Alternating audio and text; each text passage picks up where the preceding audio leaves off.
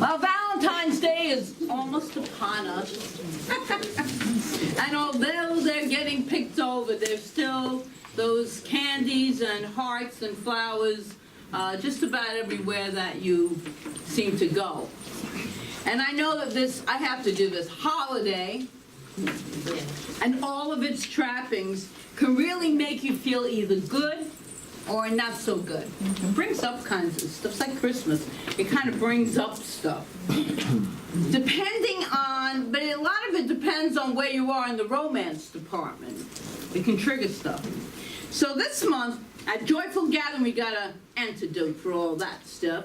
This month, at Joyful Gathering Spiritual Center, however, that our intention is to bring all of that sweetness that the candy, the flowers, and the joy can represent to you, to bring it to you by really opening up to all the different hearts of the matters that we've been going into. Last week was dreams, and this week it's realigning your heart. Every week this month, we're going to talk about how you are the love of your life. Oh, I like that. Good point. I remember that, someone.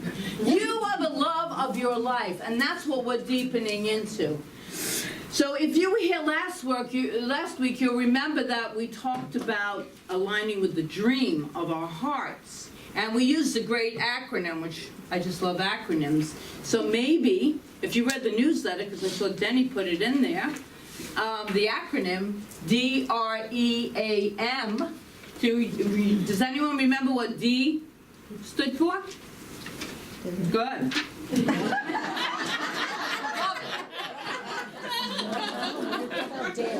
Deserve your dreams. Deserve your dreams. R is reach for your dreams. E is expect the best.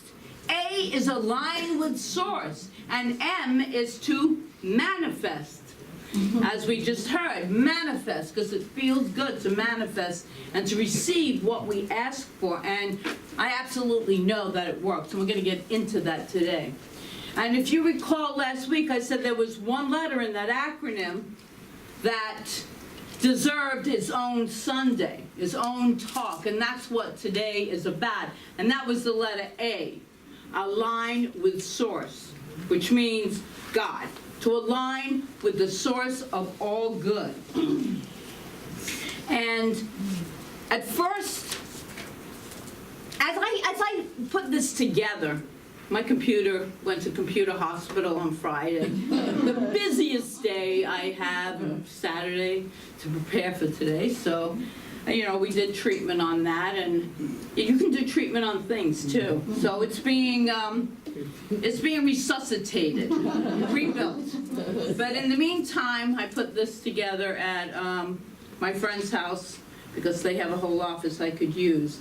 So today is aligning with source. And when we, as we just heard from the foundation students, when we have a desire we want to manifest, it's to really believe that it is going to manifest. So I'm going to have a moment of a heart-to-heart conversation that we need to have, because we often talk a really good game, right? We know all the words, most of us, for our New Thought, religious science.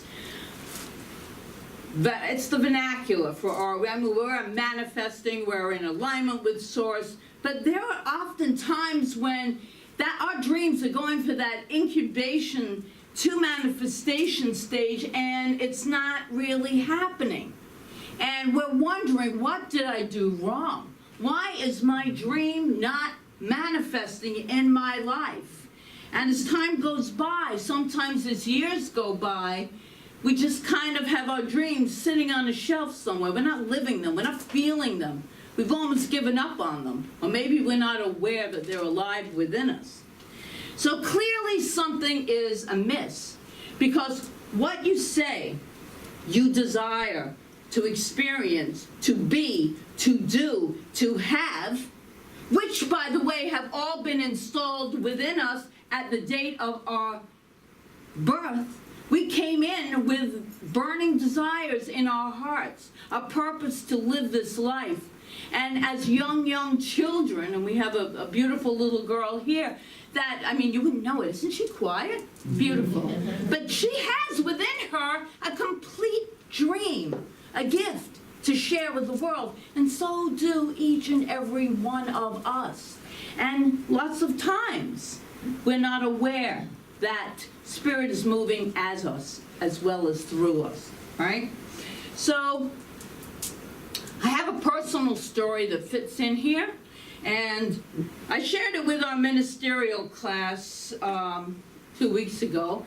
And right now, our ministerial class is spiritual psychology, taught by the illustrious Reverend Jolene Benedict. Phenomenal class. All of our ministerial classes are just unbelievable. It's a 3-year program.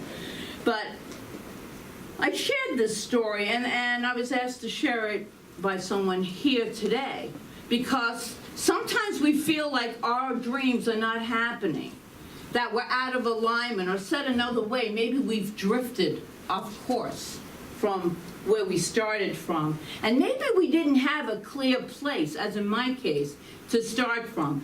So, as most of you know, most of you here know, and if you don't, you're going to know now. I came out of a 42-year relationship, okay? I left this relationship, and it was the first time in my whole life that I was living alone. And so, for 2 years, I went through all the stuff that I had to go through, but I was teaching 3 classes, and I was steeped in these spiritual truths that we live by. And I just let the universe over and over again provide me these manifestations that I knew I am being, hey, the stuff I've been teaching works. Because the universe supported me here in a way that looked completely like not possible. I didn't know how. Supported me here. I didn't know how. And I never lacked for anything. Never lacked for anything, because the universe always supported me. And I had to write this down, but I decided after 2 years that I was ready for a new relationship. So I had my visualization. I'm going to have a new relationship, okay? And I did. I manifested a very nice relationship, a very lovely relationship. It was quite nice, very good. Except I forgot when I was holding the vision for what I wanted, you have to be very specific with the law, okay? Don't outline it, but know what you want. I forgot to mention love. So that never came up. Everything else was great, kind of, but that was not the one. It was a good learning tool. I learned a lot of things from it. But then I thought, well, what is love? I don't even know what that is. I don't even know what that feels like. I've never felt that in my life. And then I started to really contemplate it. So to me, it felt like respect. I needed to be respected. I needed to be with someone who could actually get me, because I'm a little quirky. Those of you know me quite well. I have my quirks. I mean, my son is sitting here, he can testify. So, I'm not the easiest person, but I knew that there was a perfect person for me. And then, of course, I'm the minister of a whole spiritual center. And I had one guy tell me, well, I don't take clergy. And I'm like, wait, you know what you're missing out on, buddy. But, so now I'm clergy, It's crazy. So I didn't. I had some physical challenges. I was having a hard time even moving and walking, but I didn't let that stop me. I kept my vision strong. That I'm just going to find, I had a chair, I had everything set. In my house, I could visualize what it would feel like I thought. But in my treatments, I always say, this or something better, right? Yes. Mm-hmm. Always put that in your treatment. If you have not done that, put it in, because I got the something better. And I thought, well, since he's not here today, I can actually talk about him.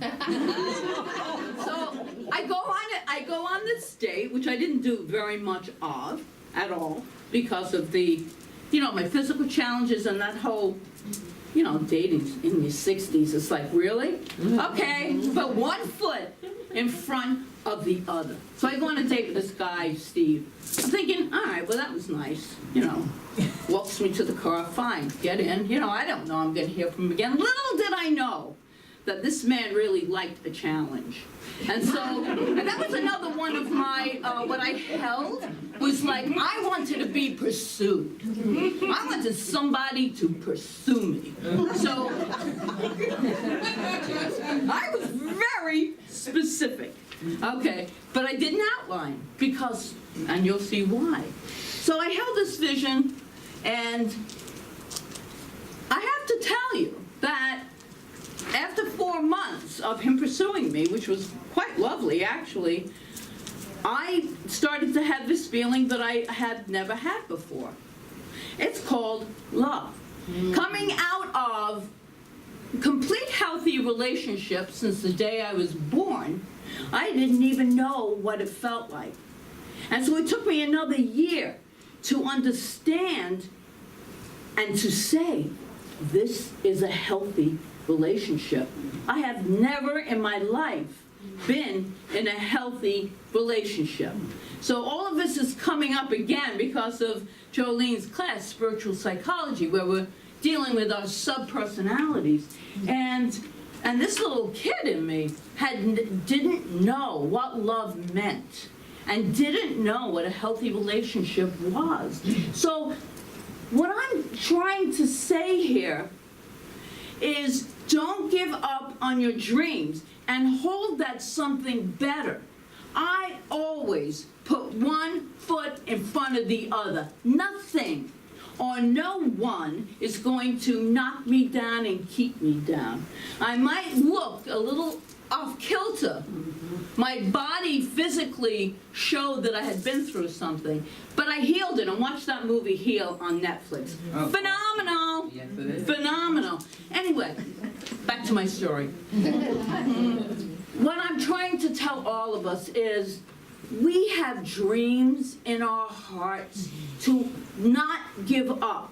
The time is the time. When you're ready, it appears. The clearer you get, the clearer your dream and the manifestation is. And all the little signs that come up in between, be grateful for them. Don't ignore them. Be grateful for every person that has come into your life, that it didn't work out, but you know what? You learned something from it. So that's what I'm saying. And by the way, there's no age limit to your time, to your dream. None. The universe doesn't recognize, the Lord doesn't go, oh, this seed is old. I'm not going to sprout any kind of plant from this thing. No. The universe will give back what is put into it. So hold your dream, believe it as if it already happened. And you will manifest exactly. You will. But you can't give up. You can't say this stuff doesn't work. Because that doubt is the killer of all dreams, that doubt. So I would like us to remember that and to remember to stay on course. So in order to support that staying on course, I have something that I want to talk about. It's to deal with sail ships. So this is a little out of my realm, but I read this story and I thought it was really good. So we got another 15 minutes back there, so just to let you know. So first, let me go back to here. I want to share this sailing analogy with you, and I want you to think for a moment about how the clippers, the sailing ships of the 19th century were designed. Okay, this was news to me, and it made sense. They were designed to do two very important things. First, was to sail, and second was to stay on course. Sail and to stay on. To support these two very important intentions, they had three types of sails. So first there was the gallant sail. These were the large ones. Just put in your mind's eye what these ships look like. Okay, these were the large ones, and they were created to deal with the strong winds. And above them were the smaller sails, called the royal sails, which were to catch the higher breezes. But above them were the sky sails.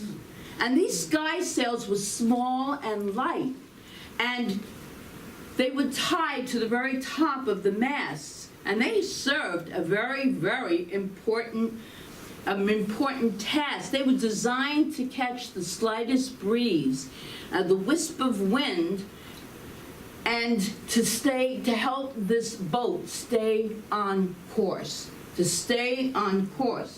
And although they could never deliver the thrust that a clipper ship needs to sail, their purpose was to keep that ship on course when the winds diminished. It was the sky sails that saved the day when the winds went away. And they didn't move the ship to port, but they realigned the ship over and over and over again to keep this vessel on course. And I want us to look this morning at how to catch ourselves when we start going off course, because we can, and we do. When we start to drift, and then make some very important course corrections, which we most definitely can do by using our sky sails. So catching ourselves before we drift too far. How do we know when we've drifted off?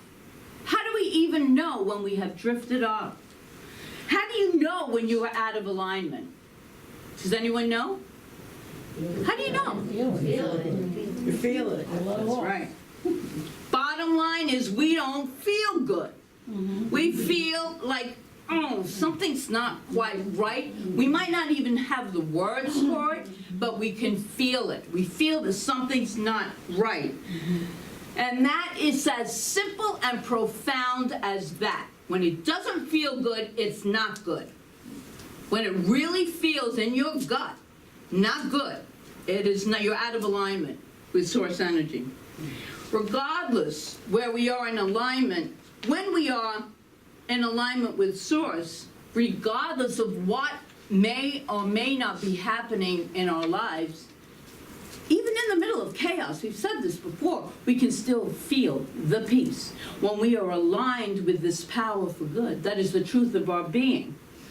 And when we're in alignment, it might not be a jump up and down, Yahoo, turn somersaults, dancing joy. It might not be that kind of happiness, but the kind of alignment is one of peace, one of centeredness, one of this feels good, this feels right. It should be, as Genevieve Barron said, this quiet expectancy, this absolute centeredness of peace. That is when we are in alignment.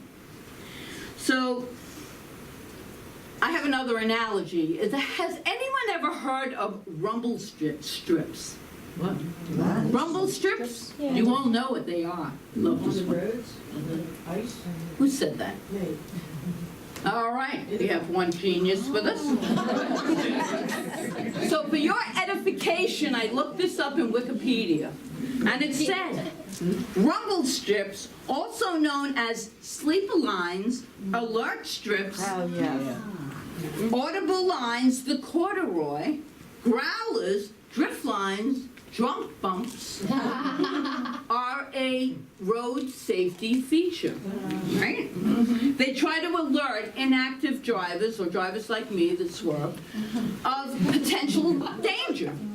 It's like, whoops, pull it back into alignment, pull it back into alignment. A rumble strip is applied, as you know, in the direction you're going. Hopefully, it's applied to the outside of the road, or along the line of the roads. It could be the outer line, and it can be the inner lane also. And it's to alert us. It's to alert us that we're moving out of alignment. We're not between the two lines. So not feeling good is our rumble strip. That's our rumble strip, to let us know that we are out of alignment. Because we just keep on going over it. And you know what happens if we don't listen to that? Something really bad. We're going to hit a tree. We're going to hit something. And it's the same thing with our lives. Rumble strips keep us from drifting. So the very first and important way to ensure that we are aligned with Source, with the God of our being, is to notice the feeling. That feeling is the rumble strip within us. And if we aren't feeling good, we are out of alignment. And once we notice that, it's time for us to make sure that our sky sails are hoisted. All of these analogies are fabulous. They're really fabulous because that is our guiding up there. That is our guiding. Rumble strips and sky sails. That's what we're talking about today.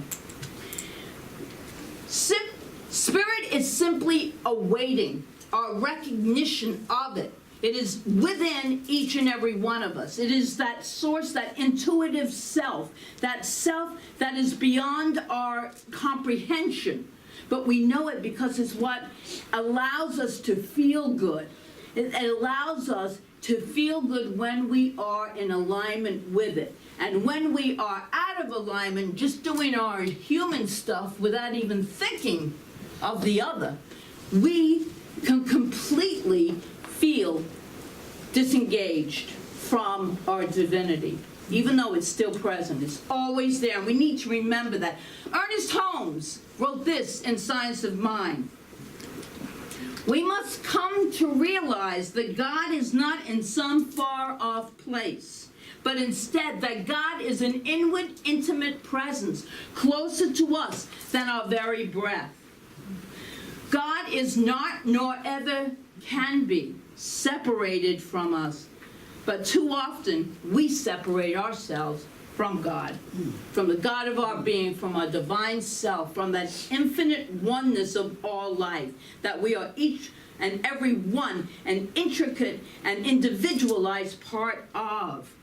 Always and in all ways the source of all creation, of all life. Everything that is, lives and stands at the ready for us to call, for us to express as you. So when we're expressing our gifts, the things we love in life, when we're with like-minded people where we can relax and be ourselves and not on guard all the time, we are in alignment with Source. We're with the right people. We're in the right situation. When we can relax and trust, we are in the flow of life itself, always. We coined a new term here last year. I know some of you will remember it. You won't know what it means, maybe. Pronoia. Proanoia. Remember that? We had a whole month of that. We love that. And that's believing that the universe is conspiring for your good. The opposite of paranoia, right? This is proanoia. To put that word into new thought language, we might say that it means at the very core of our being that we embody the concept that there is a universal good that is for us, that supports us, that guides us in every way. And if you don't believe me, prove it to yourself, as Jim and Sylvia did. Prove it to yourself, because it works when you work it. Science of Mind again, Holmes says this. This is on page 46. We are surrounded by an infinite possibility. It is goodness, life, law, and reason. In expressing itself through us, it becomes more fully conscious of its own being. Therefore, it wishes to express through us. As it passes into our being, this is our divinity, it automatically becomes the law of our lives. It can pass into expression through us only. Only we can do this, as we consciously allow it to do so. Therefore, we should have faith in it and its desires and its abilities to do for us all that we shall ever need to have done. That is the truth. When we get our finite self out of the way, when we get it out of the way. And this is how we set a sky sail. We have faith in the infinite possibilities that exist for us, and all of the desires and its abilities to do for us all that we shall ever need. It exists within us when we have that faith. So in Rob Bresney's book, Proanoia, It's the antidote for paranoia, and he wrote this. Let us release, this is kind of corny, but it's good. Let us release the cult of doom and gloom and embrace the cause of zoom and boom. That's the point. Let us laugh at the foolishness of evil, which is erroneous thinking, and hate, as we summon the brilliance to praise and create. No matter how upside down it all may appear, let us have no fear, because we know this big secret. All of creation is conspiring to shower us with blessings. Life is crazily, brazenly, and innocently in love with us. The universe always gives us exactly what we need, exactly when we need it. I love that. Exactly what we need when we need it. And Holmes says, when we learn to trust the universe, we shall be happy, prosperous, and well. It's that trust again, that trust. We must learn to come under that divine government and accept the fact that nature's table is ever filled. There never was a cosmic drought. The finite, that's our human self, alone has wrought and suffered. The infinite lies stretched in smiling repose. He's quoting Emerson there. God is always God. No matter what our emotional storm or what our objective situation may be, there is always something hidden in the inner being that has never been violated. We may stumble, but always there is that eternal voice, he writes, forever whispering in our ear. That thing which causes the eternal quest, that thing which forever sings and sings. This is the thing itself. This is divinity itself. This is the universal good itself. Singing and praising and waiting to be expressed through us and as us. So we get paranoid. And we truly believe that the universe is conspiring for our highest and very best good all of the time, never the opposite. And then as we move forward, we follow the lead in our heart. We let the heart pull us into what we really believe. We believe in the intelligence of the heart. And that in that movie, it shows how that works. How it's connected first in the heart, then to the brain. And it moves us into exactly the right place at the right time. The universe, God, does not need anything from us. Remember that. We don't affect it. We can be the worst person with the worst behavior. The universe, like the prodigal son, will always love us unconditionally. Will always accept us with open arms.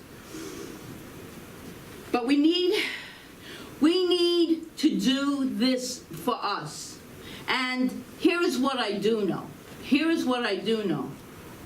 Not only because I've read it, I've studied it over and over again, but because I've lived it. That the universe truly does open up doorways that we would never have imagined. Creates all kinds of situations and people come into our lives that we could never have planned. Hold the feeling of your dream and let the universe fulfill it. Because, as I said, specify what you want and let the universe outline it for you. That's the something better.